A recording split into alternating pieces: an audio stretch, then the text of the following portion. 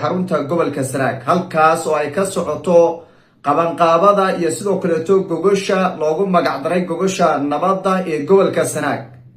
Cabdiraxmaan Ciro ayaa markuu yimidba waxa uu kulan hoose la qaatay isimo ka soo jeeda beelaha Harti gaar ahaan kuwa gobolka Sanaag oo shir hoose uu la qaato hordhaca. waxa uu sidoo kale halkaasi kaga dhawaaqay arrin dad badani ka qarsoonay taas oo la xiriirta heshiis ay wada gaareen madaxweynaha maamulka Puntland Saciid Cabdullaahi Dani. haddaba xogihii ugu dambeeyay kulankaasi dhacay ee qarsoodida iyo sidoo kale waxyaabaha looga arrinsaday iyo arrinta Saciid Cabdullaahi Dani iyo Ciro ay ku heshiyeen ama ay ku wada hadleen ee odayaashaasi uu la wadaagay ayaan soo qaadan doonaa. waxaan dhinaca kale mid iyo labo ka dul istaagi doonaa magaalada Ceergaabo gogosha taalla ma noqon doontaa gogol nabadeed oo nabad waarta oo Ceergaabo ay iskugu imaadaan beelihii ku dagaalamay oo hadda qaybo kamid ay ka maqan yihiin. wajiga saxiga muxuu noqon doonaa waan soo qaadan doonaa mid iyo labo ayaan ka dul istaagi doonaa. dhinaca kale gogosha nabadda muxuu ka ogaa madaxweynaha Puntland Saciid Cabdullaahi Dani qayb ma ka ahaa qabanqaabada isagu gunaanadka ugu dambeeya ma tegi doonaa wafuudii ka tagtay dhinaca Puntland ee isimada dhaqanka ma isagaa diray mise ayaga ayaa iskood u tagay. Saciid Cabdullaahi Dani door intee leeg ayuu ku lahaa gogoshan Ceergaabo taalla ee Somaliland loogu xalaalaynayo lahaanshaha magaalada Ceergaabo ee xarunta gobolka Sanaag. iyadana xogo badan oo soo baxay saacadihii la soo dhaafay ayaan idinla wadaagi doonaa oo dhanka Daniya ayaana muuqaalkan ku soo qaadan doonaa. soo dhawaada muuqaalkan guud ahaan waxaan ku falanqayn doonaa xaaladda magaalada Ceergaabo ayaan ku dul istaagi doonaa. idinkuna soo dhawaada muuqaalka like saara oo aragtidiina igula wadaaga qaybta commentiga.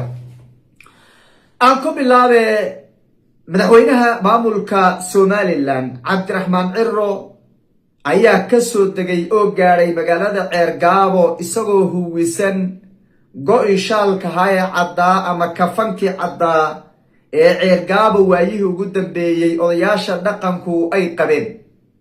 isagoo go' cad qaba ayuu ka soo degay diyaaradii uu ka soo raacay magaalada Hargeysa ee caasimadda maamulka Somaliland. nabadoonnaa la socday iyo isima dhaqan waaskii guud ee beelaha Samaroon baa la socday oo muddo badan dibad joog ka ahaa Somaliland kadib markii ay isku dhaceen Muuse Biixigii isaga ka horeeyay Cabdiraxmaan Ciro ka horeeyay oo madaxweynihii hore ee Somaliland. mas-uuliyiin badan oo xukuumaddiisana qayb ay ka ahaayeen. imaatinka Cabdiraxmaan Ciro inugu daalin mahaye iyadu waa wax iska cadow gogosha Ceergaabo taalla wejigeeda labaad ayuu furayaa oo uu xarigga ka jarayaa. waa gogosha wejigeeda labaad. wejigii hore ma uusan imaanin madaxweyne ku-xigeenka maamulka Somaliland baa joogay. wejigan labaadna isagaa imaaday. inta uu joogayo lama xaqiijinin ee magaalada Ceergaabo uu ku sugnaan doono. markuu saa uu imaadayba Cabdiraxmaan Ciro wax yar kadib waxa uu kulan hoose la qaatay isima dhaqan oo ka soo jeeda beelaha Harti oo halkaasi ku sugnaa. waxyaabaha ay ka wada hadleen oo uu sheegay waxaa ka mid ahayd dowladda Soomaaliya waa dal aan jaar nahay oo deris nahay. arrimo badan baana nagaga xidhan oo fara badan baa nagaga xidhan kama maarano. sidaa awgeed doorashada soo socoto Somaliland waa inay talo ku yeelataa madaxweynaha ay dooran doonto. weliba wuxuu si toos safarta ugu fiiqay madaxweynaha Puntland Saciid Cabdullaahi Dani buu yidhi waa inaan dooranaa oo 52 cod ee Somaliland matale ee xamar jooga aynu la hadalnaa oo aynu ugu shubnaa Saciid Cabdullaahi Dani. waa nin nabadoona waa nin wanaagsan si fiican baana u wada shaqaynaa. Puntland way nala shaqaysaa heshiis baana na dhexmaray fiican waana sii xoojin doonaa. Saciid Cabdullaahi Dani ayaan ka Soomaali ahaan inagu Somaliland ahaan aan dooranaynaa. waa nin nabadoona ninkaasuu yidhi. hadalkaa maxaa ka keenay nala tahay? hadalkaa maxaa ka keenay nala tahay? ma ciyaar buu iskaga yidhi? maya ciyaar iskagama dhihin. maxay tahay sababtu? yaa ka keenay? waxaa ka keenay magaalada Ceergaabo qaado gobolka Sanaag maamulo buuraha iyo dahabka qodo. aniga Saciid Cabdullaahi Dani waqooyi bari anaa kaa ilaalinaya anaa kaa celinaya.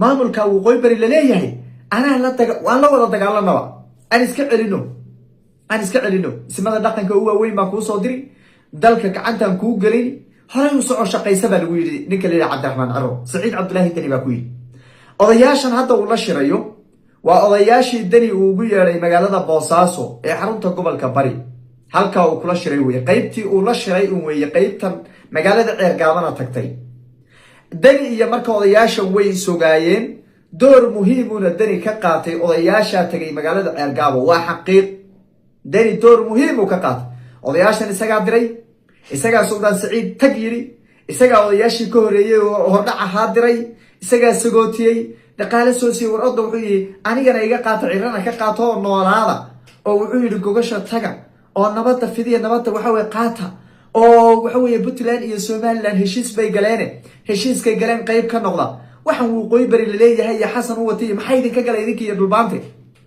odayaashii sidaasuu ku yidhi kulligood waxay iska xaadiriyeen magaalada ceergaabay joogaan oo iska xaadiriyeen cabdiraxmaan cirana hadalkiisu marka kaasuu daba socdaayo heshiiskii hore ee deni iyo dhexmaray ama puntland iyo dhexmaray somalilan iyo odayaashii uu usoo diray la noo soo diray layidhi ee uu deni soo diray tii unbay daba joogtaa taasi horta waa midaas iga qabsada midda labaad gogoshan hadda taalla isimadii warsangeli ay kasoo qayb galeen dhulbaanta uu ka maqan yahay ilaan dhulbaantii warsangeli baa hartiga ka degaya magaalada ceergaabe layidhi weliba dhulbaante nooma imaan karo ma imaan kara layidhi dhulbaanto xabad baa naga dhexaysa layidhi warsangelina uu ogolaaday uu yidhi haa iska celiya dhulbaante annaga waxba inagama dhexayno walaalaan nahay uu ku ogolaaday isimadii dhaqanka ay ku ogolaadeen nabad ma noqon kartaa oo nabad waarta ma ka soo bixi doontaa oo inta tagtay ma ka xidhantaa